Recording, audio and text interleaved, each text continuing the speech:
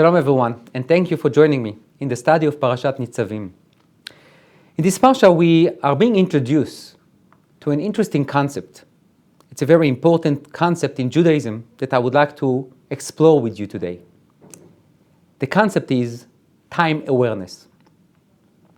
The Torah begins with this description of the covenant that God signed, so to speak, with the Jewish people. And the Torah states, למען הקים אותך היום לא לעם, והוא יהיה לך לאלוקים. Hashem is signing this contract, this covenant with you, so you will become his nation, and he will become your God. כאשר דיבר לך, like he spoke to you, וכאשר נשבע לאבותיך, לאברהם, ליצחק וליעקב, and like he took an oath to your forefathers, to Abraham, Isaac, and Jacob. So until now, everything is okay, no problems. The challenge begins here. ולא איתכם לבדכם אנוכי כורת את הברית הזאת ואת העלה הזאת. God declares, this covenant is not only with you, the people who stand in front of me. כי את אשר ישנו פה עמנו עומד היום לפני השם אלוקינו, ואת אשר איננו פה עמנו היום. But rather, this covenant that I'm doing with you today, it's not only with you, the people who stands here today, but also with people who are not here with us today, which means people who are already dead, and also the people who are not yet born. Now, this is a bit of a problem. How can you make a covenant with dead people? And you know what? Maybe even more so, how can you make a covenant, or how come that I can commit another generation to a covenant between me and God when they are not here? Shouldn't I have their consent? How can I obligate them to something that they don't even know? So this entire idea of time awareness lies right here in this narrative. God makes a covenant, and he's very clear about this covenant. You're going to be my nation, I'm going to be your God, but it's not only with you. It's going to be with the people who are not yet born, and also with the people who are already dead. How can we explain something like that? And also, how can we guarantee and really obligate someone, a different generation, in something that I take upon myself? How can I tell God, yeah, sure, my descendant of my descendants, my grandchildren, my great-grandchildren will do the same thing that I committed to when I never asked their opinion? So let's try to figure it out. Let's try to see what the commentators have to say about it. The Or HaChaim HaKadosh suggested the following. עוד ירצה לתת טעם לברית הערבות. He says he wanted to give a reason to this special covenant of Arvut. Now, what is Arvut? Arvut is being a guarantor. It's to guarantee something. We are guarantors to each other. If you don't do something, I need to do it for you. I need to help you to do it. And it's not only that. According to some parshanim, according to some commentators, I did not fulfill my mission until you fulfill yours. Which takes being a guarantor to even a higher level. But this covenant is basically, the nation of Israel took upon themselves what? To make sure that we are all doing what we need to do. So then, says the Or HaChaim, שלא יאמר אדם למה יעשה השם כל לעבדיו להכביד עולם לחייבם במעשה הזולת. This concept sounds beautiful. I'm a guarantor for you, you are a guarantor for me, and we try to always, live in harmony and walk in harmony and make sure that everyone does what he or she needs to do. But it's a problem, because if you don't do what you need to do, when I don't do what I'm supposed to do, I'm in a way affecting you. This is not fair. I can be responsible for myself. How can I be responsible for someone else? Let alone, it's so hard to be responsible for myself. Now God expects me to even be responsible for someone else's actions? לזה אמר, therefore, says the Or HaChaim, Hashem says, כי אלוקים חשבה לטובה, למען הקים אותך לא לעם. Meaning the entire idea of being a guarantor for each other, it's in order to establish this nation. פירוש, it means what? שזולת זה יהיו ישראל חוזרים לאחוריהם, היום נפשע אחד בקלה, למחר בחמורה, והיו נשמטים מעדת קדושה מעט מעט עד שיפשע ישראל מהיות עם השם. ובמה שעשם ערבים, יתנו לב לעובר עבירה אחת קלה כבחמורה, והתקיימו לעם סגולה. הלמדת שכל מעשה השם אינו אלא לטובתנו להקימנו, which means, the Or HaChaim is talking about I will call it the psychological effect of peoplehood. And what do I mean by that? We ask the question of how can we explain God's expectations from us that we should be responsible for each other. I'm barely responsible for myself. Now I need to be responsible for someone else? It's not fair.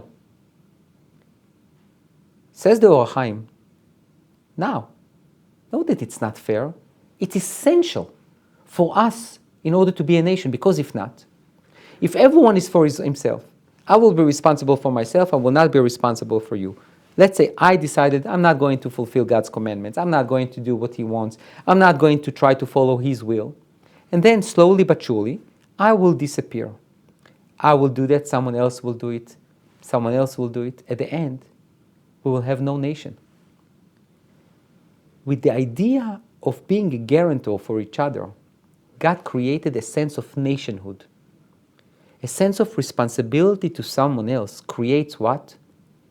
A communal obligation, which keeps the nation together.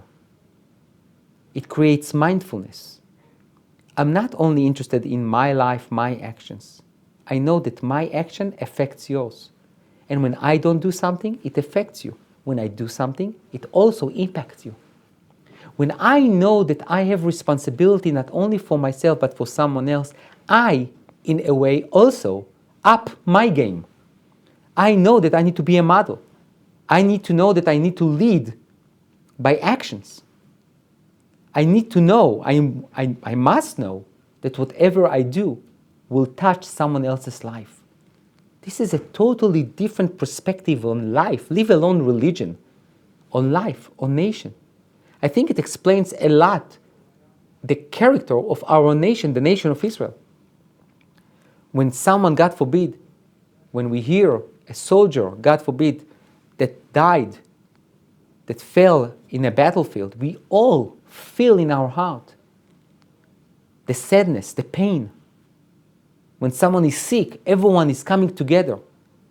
The idea, the sense of nationhood, this value, comes and originates from here, from this source, from this covenant of Arvut, of being a guarantor for each other.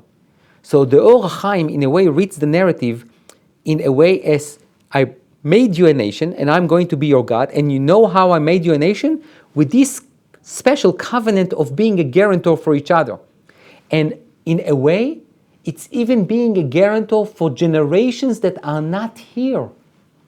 Meaning the span and the line of responsibility that we have, the people who are living now, is for generations from the past, generations of the future, and for ourselves. So that's what the Or HaChaim suggested. And then, it says, כי את אשר ישנו פה עמנו עומד היום לפני השם אלוקינו, ואת אשר איננו פה עמנו היום. So, this covenant is with the people who are here today and the people who are not here today. על פי הפשט, says, based on the simple understanding, קרא על פסוק דלאל. והווה כאילו אמר, בסוף פסוק הזה, אנוכי קוראת את הברית הזאת. Which means, he says, at first glance, it seems to be that when God says, I'm going to have this covenant with generations who are not here, it's about Him, not about us. Which means we cannot really be guarantors of generations who are not around us. Only God. That's the simple understanding. ומובן שלא ייתכן כריתת ברית עם אשר איננו פה. לכן בהכרח שכאשר איננו פה, המה שיבואו מיוצאי חלציהם של אלו אשר ישנו פה, ועמהם כרת הברית. So it says the simple understanding is that we cannot guarantee someone else's generation. We can guarantee ours. And God just said, I made this covenant with every generation. However, המפרשים העריכו בהבנת הדבר, היכחה יוכלו האבות לקבל חוב על זרם, והלא עיקר האדם הוא הנפש, ואין שום התקשרות בין נפש האב עם נפשות יוצאי חלציו. לכן הוכרחנו להאריך מעט להסביר קבלת התורה שקיבלו האבות, גם בעד דורות הבאים על פי כמה טעמים. So, I will give an introduction. He claims that all the commentators try to, in length, try to understand and explain how can we accept obligations for generations to come. How can you do that? So what they try to do is to try to explain how can I, living right here, take upon myself an obligation for generations that were not born yet. How can I connect myself, my soul, my neshama, my cognitive abilities, my obligations, my commitment to generations that are not here yet? So, he says, the first reason, מעיקרי אמונתנו, שהנפשות הם הנשמות חיים וקיימים בגנזי מרומים, קודם שיבואו לגוף האדם. וגם אחרי מות האדם, יישארו לנצח, אם לא עשו בהיותם בגוף דבר שעל ידיהם תיכרת מארץ החיים. So, he talks a little bit in a mystical way, and he says the following. One of the fundamentals of our faith is that our soul, our neshama, lives forever. It was always there, underneath God's throne. And then they enter our body. And after we die, the body stays in the ground, but the neshama, the soul, if it was not, God forbid, destroyed by, by human actions, it basically goes back, and it's eternal. וכל הנשמות העתידות להיות בגופי בני ישראל היו במעמד ברית הר חורב ובברית ערבות מואב, וקיבלו להיות שומרים התורה. Basically, he claims that all the neshamot, the souls of the people who are already dead, and the people who are not yet born, were all together when God revealed himself on Mount Sinai and gave us the Torah. ואף שאין הנשמה יכולה לקיים התורה מבלעדי הגוף, and even though the souls cannot practice Judaism, cannot practice Torah and mitzvot when they are not in touch with the body, אבל הלא אבות הגופים שהיו אז קיבלו והתחייבו עליהם. It says this is true, but the bodies that were there basically represented all the neshamot of Am Yisrael for generations to come. Now let's pause here for a second, because it sounds like, I don't want to say illogical, but it sounds very challenging. How can we explain that? So all the neshamot came, and they were there when we received the Torah. Now, even though those souls were not connected to a body, the bodies that were there, meaning the people, Am Yisrael that was on Har Sinai, those bodies basically accepted upon themselves and for generations to come the commitment to the covenant. Little hard to understand, so therefore he brings a parable. וידוע שאף גם בעץ השדה ובזרע האדמה יש בכוחו כל מה שיצמח ויתגדל מהם עד סוף כל העולם. He says, it's not illogical. It's very simple. When I plant a seed, from that seed I have a tree. And from that tree I have branches. And from that branches I have fruits. And then when the fruits die, or someone collects the fruits, the next year, again you have fruits. And everything originates from where? From the roots, from that seed that I planted. Which means, when Am Yisrael stood on Har Sinai, they were like the seed that God planted on that mountain. And from them, there was a trunk and branches and fruits that comes again and again and again every year. ומכל שכן שיש בכוח האדם כל דולתותיו העתידים לצאת ממנו. And obviously, when you are a person, well, you are the first one, then in you already contain the power for generations to come. This is a tremendous point. It's so empowering at the same time, puts tremendous responsibility on us. We don't live only for ourselves. We don't maximize our potential only for ourselves. We create for generations to come. We, in a way, they are there because of us. We are here because of the people who were before us. These three components of time, three dimensions of time, are in every person. You are living the present, but you are also a product of the generations that were before you and the generations that are not yet born. והאבות יכלו לקבל חיוב על הכוח הזה העצור בהם. And as a father or a mother, as a parent, I am allowed to basically take charge and take responsibility on that power that I am going to what? To deliver, to transform, to transmit to the next generations. מפני שאין התקשרות לנפש האב עם נפשות יוצא חלצה ואין לו שייכות רק בהגופים, ואחרי שהנפשות קיבלו עליהם לקיים, לזה יצורב גם קבלת האבות על הגופים. שיש לו שייכות בהם על ידי כוחות הנעצרים בהם עד סוף כל הדורות. This is brilliant. It's a little mystical, but it's brilliant. Basically, it says like that. I have control over my body, and part of your body characteristics, attributes, goes to the next generations. Now, all the souls were already there on Mount Sinai. So basically, what do? You give part of the body. The soul was already there, so I can commit for the body. The souls were already committed on Har Sinai. Then there is this combination between the soul and the body. They come together.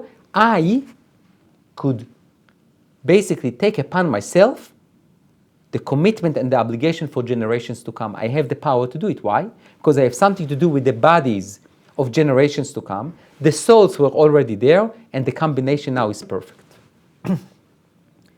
So this is how. We have two ideas here. One is, how can we commit to generations to come? And the answer is, you can. And B is the idea of time. The idea of time is essential to understand our mission in life. Many times you hear people say, I live here, tomorrow I die, who cares? Or my power is limited to this generation, maybe the next one. Look at the statistics of family businesses. After the third generation is over, or maybe, I think between 8 to 10% success. So, this is not true. Judaism believes that what you do can impact generations to come. And you know what? You never know when this impact, when this influence will really affect someone. So that's the first reason. And the second, this is all the Malbi, he says the following. החקירה, אם יכולים לקבל גם לבניהם אחריהם, this analysis, if someone can commit not only himself but the generations to come, הוא רק על דבר שהוא חוב להם, אבל על דבר שהוא לזכות וטובה, בוודאי יכולים לקבל עליהם ולזכותם. ולכן, יכלו לקבל על הדורות הבאים לקיים כל התורה, מפני שהתורה היא רק ליישר את המידות ולהדריך בדרך ישרה, שלא ישתקע בתאוות הגשמיות, ושיבוא להשלים תכלית כוונת מה שברא השם את האדם. Says the Malbi, this entire analysis and investigation and question about can I commit for someone else even if he is not here, it only with things that are not good for that person. Meaning I cannot take a mortgage for generations to come so they will pay for my house. This is not something that you do. But I should probably commit myself for something that I know it's good for generations to come. And this is the Torah. The Torah main objective is to what? להדריך בדרך ישרה, ליישר את המידות. To make ourselves moral, ethical, to be straight, to know not to give in to desires, but to be able to overcome them. This is something that we definitely want to give to the generations to come. Even if they are not interested, we are interested that they will have it. So whenever they need it, they will have it. So therefore, the idea of being a guarantor and to commit myself and other generations to something is something for their benefit. And therefore, it's not only accepted of you to do it, you are obligated to do it. And then there is a third one. כי השם יתברך בורא כל המציאות וממציא כל הנפשות ובידו נפש כל חי. God owns everything. ואם יסלק השגחתו רגע אחד, תהיה כל הבריאה אפס ואין. And we know that if God forbid, God will take away his providence, this creation will be desolated. אם הוא יצווה דבר, הייתכן שיוצרך לזה הסכמת המצווה? כמו שאמר, חי אני נאום השם, אם לא ביד חזקה, אמלוך עליכם.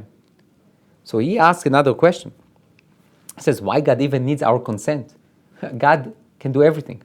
And if he says to us, okay, you go ahead and you do this covenant, he doesn't need to ask for permission. He's all-powerful, he can do whatever he wants. Therefore, the Malbim says, אולם עניין הברית וקבלת ישראל לתורה, לא מפני שהיו יכולים לעכב. The fact that we accepted the Torah, it's not because we could prevent it from happening. If God wanted us to accept it, he would force us to accept it. אלא מפני שחפץ השם לזכותם שיהיה דברו חזק וקיים להם. לכן נשתדל שהם בעצמם יתחייבו וישתעבדו לעשותם, ויקבעו הדברים בליבם קבלה חזקה ואמיתית. It says Hashem gave us the free choice to say no. So when we say yes, we did it from our own will, and we wanted it. And then, if you want something, it will be rooted, it will be imbued in your heart. And if it's imbued in your heart and it's something that you cherish, you want the next generations to also embrace it. So what do we have here? We ask, how can you make a covenant with people who are not here? And the question and the answer is, there is a mystical answer, which means that all the neshamot were there, and the bodies, we have some kind of control of how we are creating the next generations, and then this combination, this merge of souls and bodies come together. So this is how it works. But then there is something even more important, which is how can I commit for other generations? And the answer that we're given are A, only when it comes to chov, to something that it's disadvantage, you cannot commit others, but when it's their advantage, you definitely can. And the second one is that when we accepted the Torah, it became part of our DNA. It became something that it's so essential to who we are. And therefore, the next generations are part of that essential value of Torah, of mitzvot, of the covenant that we have with God. Rav Soloveitchik, in his essay, suggested the following. We have never lost contact with our heroes and ancestors who lived thousands of years before us. Distant events address themselves to us directly. There is in their appeal a note of immediacy and urgency. We experience their full emotional impact upon us and somehow identify ourselves with them. Abraham to us is not a mythical personality enveloped by the shadows of dead world, but a living person, tangible and real, whose existence is tied into ours and whose deeds have acute relevance for us. This is just a beautiful description. Abraham is not just a name. He's not just someone who lived in the past. He did some things, there are some parashot about him, wonderful. No, Abraham is alive. When I speak with you about Abraham, when we learn about Abraham, he's a real person. He's someone that can really stand in front of us and we can talk to him. He is not a myth. He is a living person. He addresses himself to us. We answer him and ask him questions. The atmosphere is not one of cold, detached archaeological study and discovery, but one permeated with warmth and intimacy, personal charm, tenseness and expectation. The same applies to Joseph, to Moshe, and to others. There is always this very interesting story about an old lady that always will come to shul for Shabbat. And when she heard about the story about Joseph and his brothers, and that the brothers are conspiring to throw Joseph to the pit, she would scream from the women's section, don't do it, Joseph, don't go there. They will throw you to the pit. And after a few years, she screamed, you know what, Joseph? You didn't listen to me for the last few years. I'm not warning you anymore. Now, this story has obviously, it's a very cynical story. Come on, there is something in the narrative, it's not going to change. But the idea of the story is that lady, she felt that Joseph is in front of her eyes. He's walking towards the brothers, and the brothers are conspiring to kill him or to throw him to the pit. She's warning him. For her, for that simple lady, Joseph was alive. It was not just a narrative. It was not just a story in the Torah. It was a live person. The past somehow is not gone. It is here, converging upon the present and submerging it in it. Begun events find their duplicate appearances in contemporary history, in current events. The once upon a time reoccurs continually. The then reemerges in the now all over again and finds therein its fulfillment. Only today the meaning of yesterday's occurrence becomes clear, and the event of yesterday is woven into the texture of today. All dimensions of time come together. The Halacha has helped develop this peculiar time awareness. We are enjoined to rejoice on Passover not for the sake of celebrating an ancient Exodus, but mainly because this drama is being reenacted time and again. We observe our own liberation. In each generation, one is obligated to see oneself as if he himself had left Egypt, not someone else, not our ancestors. There is a practice among some Edot, some groups in the Am Israel, some of them the Teimanim, the Yemenites, and some others, they are basically reenacting it, they are performing it. They take their children, they put something on their shoulder, they come into the door, and people ask them, who are you? We are Jews. Where do you come from? Egypt. It's reenactment. It's not an archaeological dig. It's not visiting a museum. It's reliving the yesterday in today and understanding tomorrow. Every year, we mourn the destruction of the temple, and the Halachic dictum has prescribed mourning after this distant event equal in scope and intensity to the emotional distress caused by the untimely death of a beloved member of the family. Personally, feeling the presence of the 1900-year-old calamity is required by the Halacha. Just a few months ago, we observed Tisha B'Av. We observed Tisha B'Av for the destruction of the temples that occurred more than 2,000 years ago. Show me one nation that can do it. We all know the story of Napoleon Bonaparte, who told the Jews, when they told him that they mourn for the destruction of the temple, and he asked them when exactly it was destroyed, and they told him back then, 1,500 years ago, he said, a nation that keeps history, a nation that observes history, a nation that knows history, has future. That's exactly what we do. For us, history, it's not something that belongs to the museum. It's something that we learn from it every year, every day, and it gets a new meaning. It gets a new meaning because of the present, and it will get a new meaning in the future. Time awareness is to understand that we live with the three dimensions of time altogether. The Rebbe Milubavitch says the following: the Torah transcends the limitations of time and space. Therefore, even today, affirming our covenant with God by resolving to study the Torah and perform its commandments, immediately, spontaneously, and automatically unites us with every Jew in the world and every generation of the Jewish people, past, present, and future. Same idea of Rav Soloveitchik. We thus benefit from the support of all Jews in all generations in our resolve.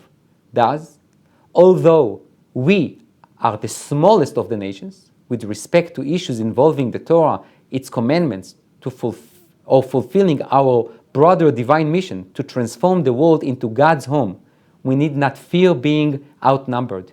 We stand together with the merits of all generations of Jewish people.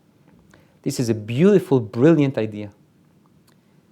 We stand in front of a world that not necessarily agree with everything that we do, does not necessarily appreciate our values, does not necessarily understand our actions.